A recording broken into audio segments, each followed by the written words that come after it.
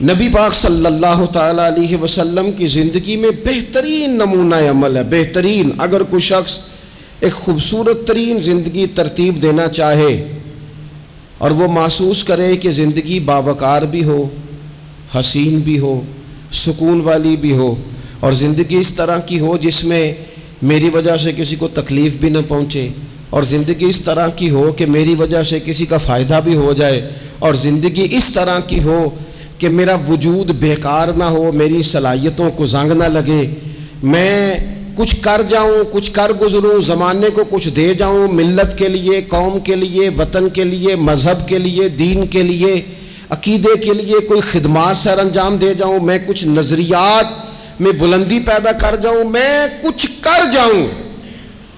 اگر کچھ چاہے کہ میں کچھ کر جاؤں تو لَقَدْ كَانَ لَكُمْ فِي رَسُولِ اللَّهِ أُسْوَةٌ حَسَنَةٌ، پھر اس کے لیے میرے نبی پاک کی زندگی ایک بہترین نمونہ ہے، بہترین نمونہ۔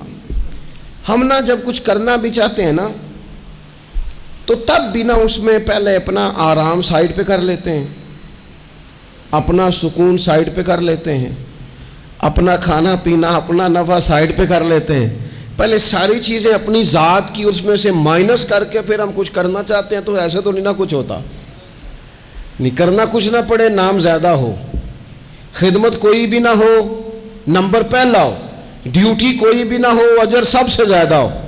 باتوں کے ساتھ جو لوگ پلاؤ پکاتے ہیں وہ زیادہ بھی گھی ڈال لیں تو خرچہ کوئی نہیں آتا، مسالہ جات مہنگے استعمال کریں، باتوں سے جو پلاؤ پکانا ہے۔ اور اگر کسی نے عملاً آنا ہے تو پھر تو میرے بھائی یہ شہادت گاہ الفت میں قدم رکھنا ہے۔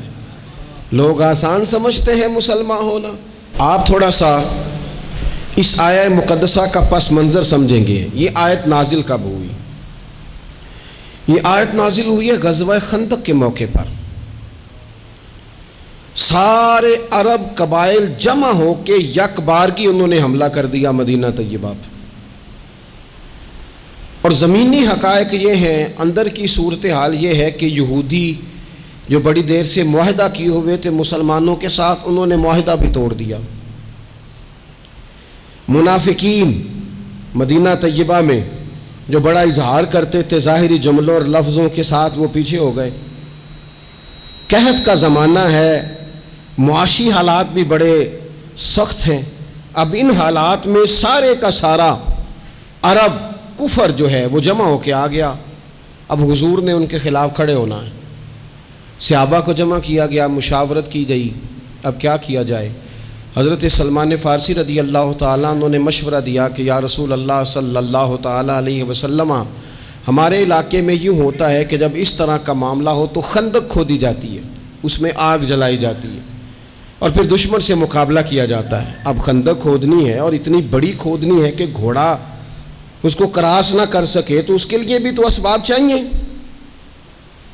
یعنی اندر بھی حالات اس طرح کے نہیں ہیں، جو مدینہ طیبہ کے اندر جو آبادیاں موجود ہیں وہ بھی سارے ظاہری طور پر ساتھ چھوڑ چکے ہیں، اور سامنے جو لوگ آئے ہیں وہ سارے جمع ہو کے یکبارگی آئے۔ اب مقابلہ ہے اور مالی حالات بھی کمزور ہیں۔ حضور نے فرمایا کھودو بھائی خندق۔ کیا غریبوں کے بچے صرف دکھ اٹھائیں گے؟ مسکینوں کے بچے صرف دنیا میں دکھ اٹھائیں گے؟ حضور نے لوگوں کی اس بات کو غلط کیا۔ جس طرح باقی لوگ خندق کھودنے میں مشغول تھے، اللہ کے رسول خود بھی مشغول ہو گئے۔ لوگ جیسے اندر سے مٹی اٹھا اٹھا کے خندق سے باہر لاتے تھے، نبی کریم بھی اٹھا کے باہر لاتے تھے۔ جتنی محنت دوسرے کر رہے تھے حضور اس سے ڈبل کر رہے تھے، بلکہ صحابہ فرماتے ہیں درمیان میں کچھ ایسی چٹانیں آئیں جو ہم سے نہیں ٹوٹتی تھی، تو حضور نے فرمایا مجھے دونا تھوڑا، مجھے دونا اوزار، میں تمہیں توڑ کے دیتا ہوں۔ حضور نے باقاعدہ عملاً اس میں کام کیا۔ اور جب ہم نے کہا نا یا رسول اللہ ہم نے تو بھوک کی وجہ سے پیٹ پہ پتھر باندھے ہیں، تو حضور نے کپڑا ہٹا کے کہا تم نے اگر ایک باندھا ہے تو میں نے دو باندھے ہوئے ہیں۔